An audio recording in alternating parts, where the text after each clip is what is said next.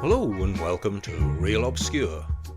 My name is Kevin H. Shaw and tonight we're going island hopping as we team up with a pair of desirable but deadly babes as they investigate diamonds and drugs whilst wearing bikinis, and sometimes even less. Yes, from 1987 it's the action thriller classic and arguably one of the greatest B-movies ever made, Hard Ticket to Hawaii.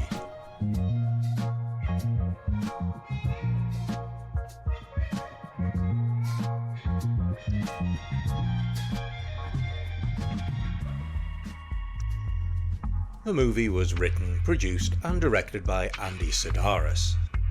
Sidaris began his career as a director of televised sports, including football games, the wide world of sports telecasts, and ABC's coverage of the Olympics from 1986 to 1988.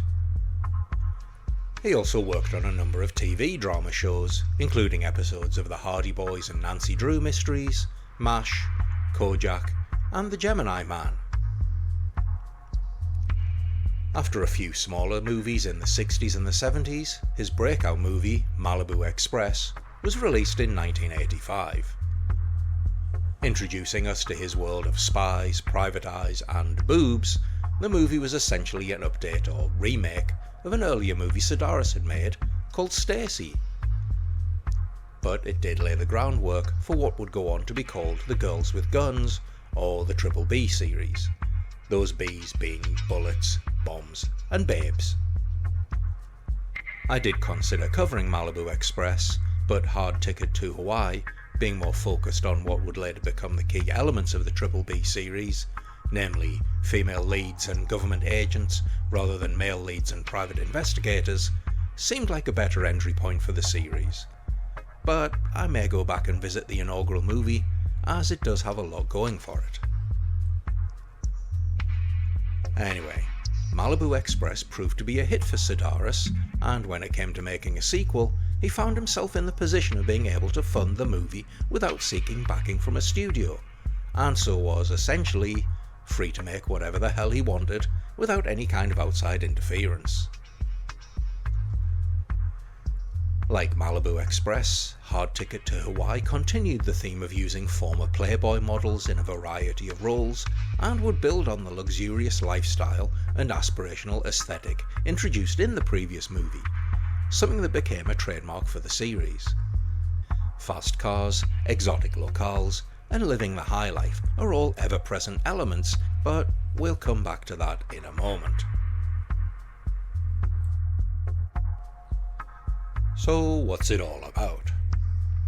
The movie, and actually the first few sequels, focus on the adventures of Donna and Taryn, who work for the agency.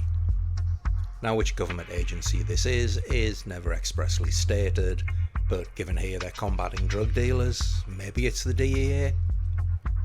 Anyway, we learn that Donna is a fully fledged agent, her father being the agency's best ever operative, and that Taryn, however, is a civilian who, after turning evidence against a crime lord in Vegas, is now in the Witness Protection Program, but also helps out with Donna's investigations. Together, the two pose undercover as air couriers for Molokai Cargo, piloting a light aircraft between Hawaii's islands and transporting small cargo and passengers. That's groups of passengers, not small passengers. But maybe they do, I don't know. Donna is played by Donna Spear. She was the Playmate of the Month in March 1984, but afterward went into acting, appearing in 7 of the Triple B movies. She also had a number of guest spots in 90s TV shows, most of which were either model or bikini girl type roles. Taryn is played by Hope Marie Carlton, who, like Spear, was a former Playboy Playmate. July 1985, for those wondering. She went on to appear in 2 more of the Triple B movies, plus the martial arts action movie Blood Match in 1991. But she is probably best known for her role as the poster bikini girl in A Nightmare on Elm Street 4. The movie opens with a prologue, in which two local police officers pay a visit to a small family weed farm. The elder officer is showing the ropes to his rookie sidekick, as he's retiring soon, and explains that he comes out, gives them a warning, they pay a fine, and then they help the local economy by selling weed to tourists. However, when they arrive, they're shocked to discover a full-blown drug operation is now running from the farm, which includes armed men. The drug runners spot the officers, who are captured and executed by the evil henchman Shades. We then cut to the titles, which are fantastically creative and use a number of boxes and cargo chests being moved around a transport warehouse with the names of the cast and crew stenciled upon them. It's a really nice touch and makes a change from the usual title scroll. This segues into a scene in which a forklift operator accidentally damages a crate in which is a deadly snake that has been infected with deadly toxins from cancer-infested rats. For some reason. Anyway, his forks tear off the warning labels and secure packaging from the deadly serpent's crate, which is then accidentally loaded aboard Donna and Taryn's plane in place of the expected placid, non-infected snake that's bound for the Island Wildlife Ranch. Now there's a great moment where the warehouse manager, Dixon, reminds Donna and Taryn to take the feeding manual for the snake with them. And honestly, it looks more like, I don't know, my first book about snakes than any actual care instructions.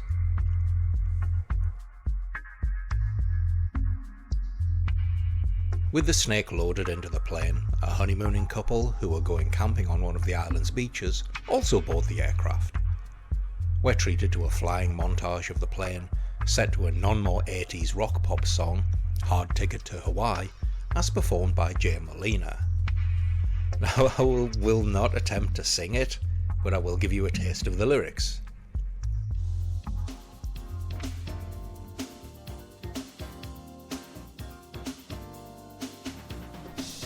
Speaking through the ages, it takes the breath away.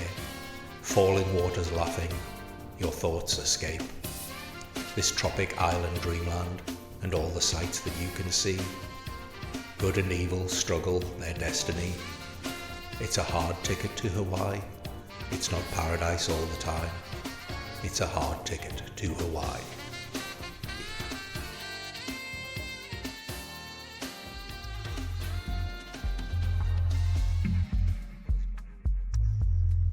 Now, if I didn't know better, I would say that had been written by ChatGPT. Anyway, after dropping off the tourists, Donna and Taryn are returning to their plane when they're buzzed by a remote-controlled helicopter being operated, unbeknownst to them, by drug lord Mr. Chang from a boat out at sea. When it lands and its cute little cockpit doors open, Taryn and Donna discover two tiny boxes within. But before they can investigate further, the drug runners arrive, and following a shootout and Donna being a deadeye with a shuriken, and Taryn braining a guy by throwing a pair of nunchucks at his head, they flee, dropping one of the tiny boxes as the helicopter takes off. The two become the targets of Seth Romero, a local drug kingpin, when it's discovered the tiny box contains diamonds, payment from Mr. Chang from the drugs supplied by Seth. Realising they need help, they call on fellow agents Rowdy Aberline and Jade. And I guess this is as good a time as any to introduce our male cast. Seth is played by Rodrigo Obregon, a French-Colombian actor who appeared in every Triple B title bar one, playing different roles in virtually every movie. Rowdy Aberline is played by Ron Moss, a musician and soap opera star who played Ridge Forrester in The Bold and the Beautiful for 25 years. This is his only appearance in a Triple B movie, as Rowdy does not return in the sequel. Jade is played by Harold Diamond. He returned to the role of Jade, the martial arts expert friend of Rowdy, in the sequel, Picasso Trigger, but is best known for appearing as the stick fighter in Rambo 3 and for the lead role of John Morgan in the cult classic Killing American Style, directed by Amir Shervan of samurai cop fame. The two arrive to help Donna and Taran take down Seth in a battle that sees martial arts, boobs, rocket launchers, boobs, and a deadly frisbee all coming into play before the final showdown with Mr. Chang. And there are also boobs.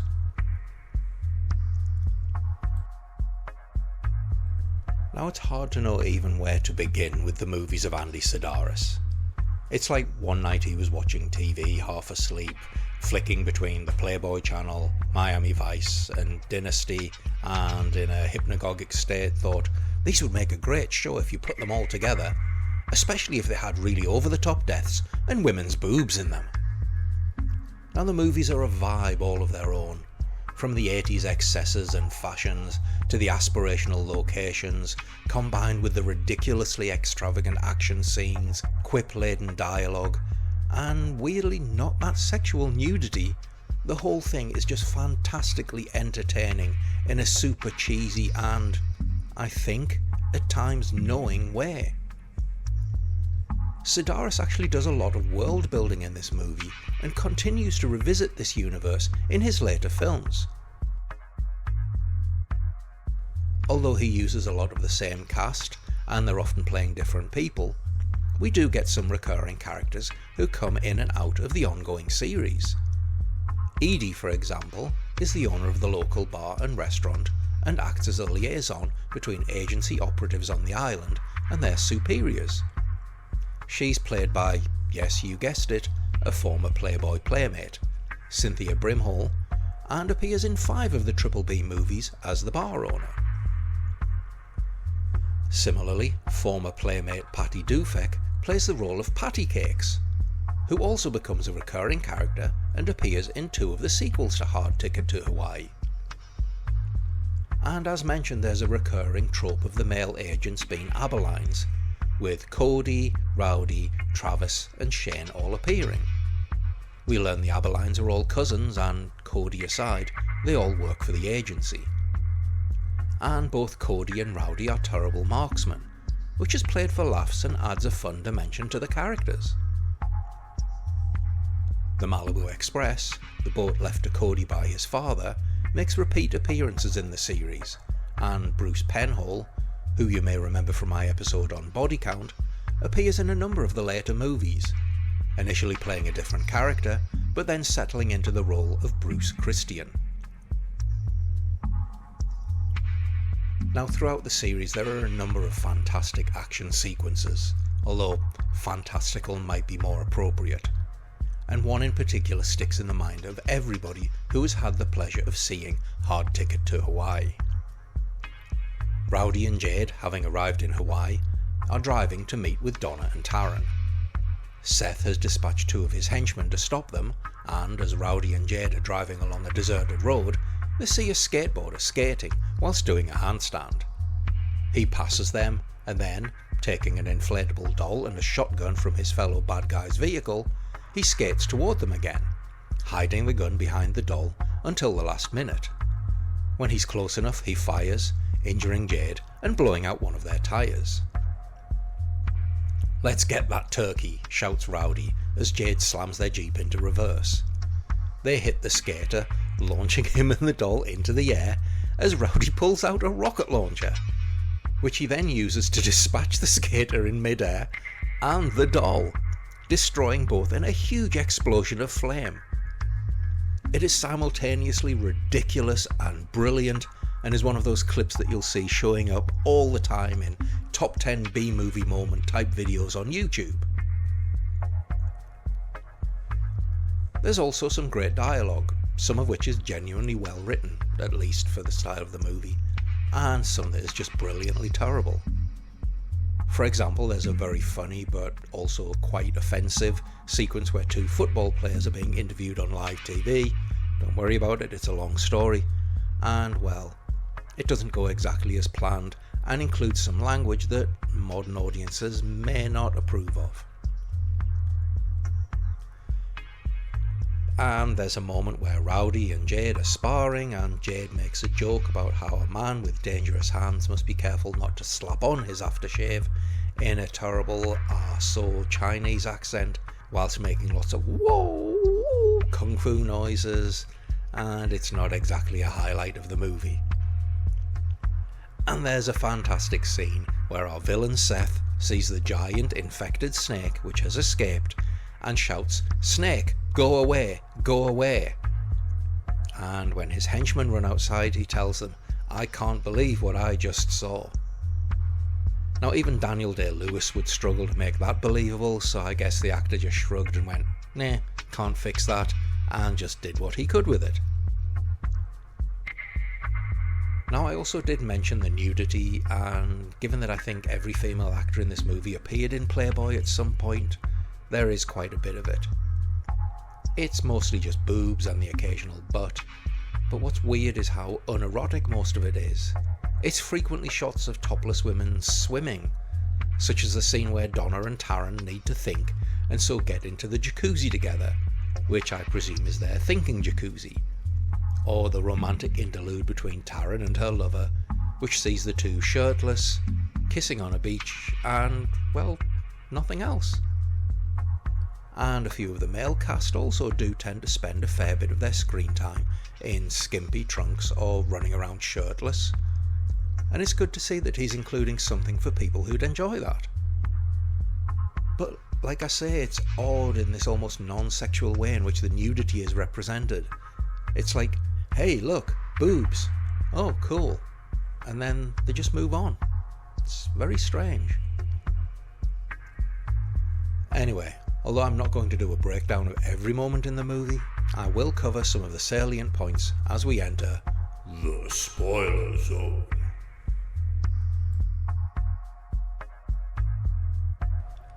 When Edie is kidnapped by Seth, who, thanks to his mole at the restaurant, knows she's working with Donna and Taryn, the agents formulate a plan to rescue her from his compound.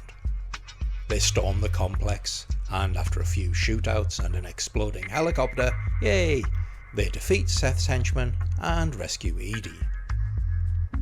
As they're driving away, they discuss their separate experiences, which henchmen they took out, and how crazy the whole thing was.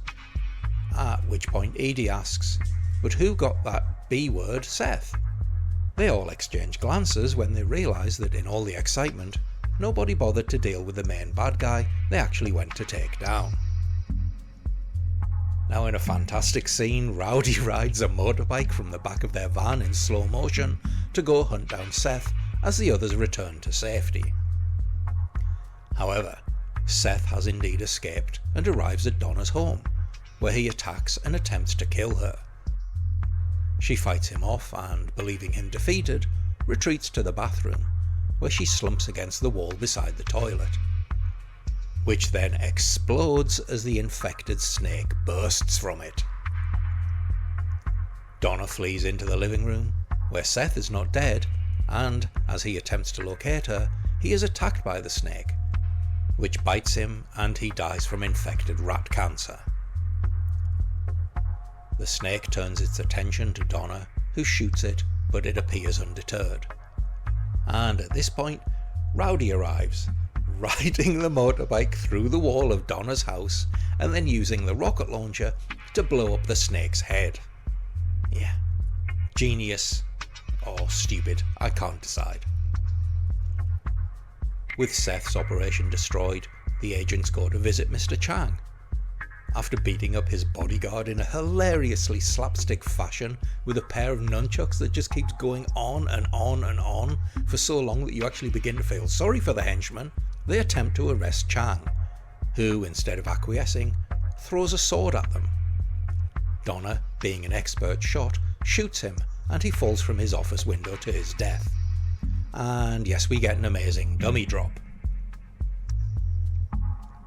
And so, with everything wrapped up nicely, our heroes reunite aboard the Malibu Express, where they discuss turning over the diamonds to the agency. Taryn, however, argues that as she is only a civilian, she does not have to turn them over, and instead says she's keeping them and that there's no rule that says she can't share them with her friends. They all laugh, clink their glasses together, and the movie's credits roll, complete with as many boob shots as they can fit in. Now the funny thing about Hard Ticket to Hawaii, and indeed all the Triple B movies, is that from a technical standpoint they're all actually really well made movies. There's no terrible sound or wobbly cameras, the editing is all professionally done, the action sequences are well staged, and they all look like real movies, rather than the kind of self-funded project that many indie movies tend to be. Sidaris certainly knows how to tell a story, as there really aren't any plot holes, and although they're relatively simplistic, they work within the boundaries of what he's doing. Now I've seen so-called better movies with 6 times the budget that haven't achieved the same level of technical expertise, and it's a credit to Sidaris that he managed to make a full franchise of movies that never ended up recycling footage or looking like they were anything but moderately well-funded, professionally made movies. Everything is nicely lit, there's an air of expense about the costumes, vehicles and locations, and even though all the action sequences work well, a few minor points like obvious dummies aside. But here's the thing about the Triple B movies and Andy Sidaris. He was either somebody who had no idea what he was doing and was just very, very lucky, or the man was a genius. Because these movies deliver exactly on the promise of what the Triple B stands for. You have gunplay and fight sequences, vehicles and even people exploding in wonderfully over-the-top displays of pyrotechnics, and they're packed full of babes.